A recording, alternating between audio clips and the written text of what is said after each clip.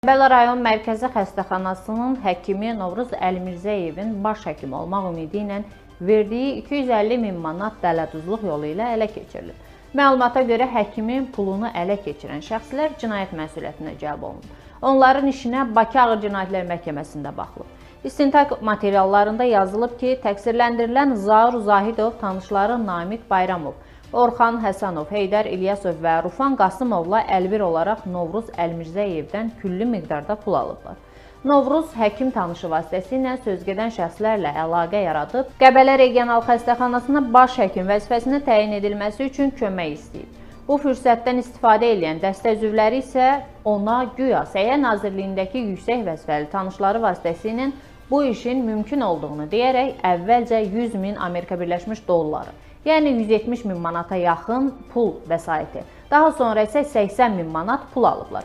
Dəstə üzvləri həkimin inamını möhkəmləndirmək üçün saxta sənəd də hazırlayıblar. Sənəddə güya təbib tərəfindən onun Qəbələ Regional Xəstəxanasına baş həkim təyin olunduğu göstərilib. Hətta sənəddə QR kod da əlavə edilərək real olduğuna inandırılıb. Saxta sənəd Rufan Qasımov tərəfindən həkimə verilib.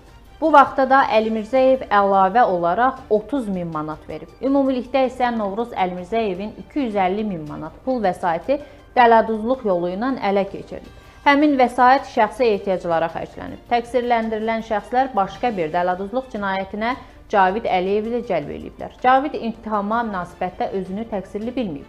Onun vəkili Sənan Hüseynov məhkəmədə bəraət hökmü çıxarılmasını istəyib. Sonradan həkimin pulunun bir qismi geri qaytarılıb. Ziyan tam ödənilmədiyindən barışıq əldə edilməyib.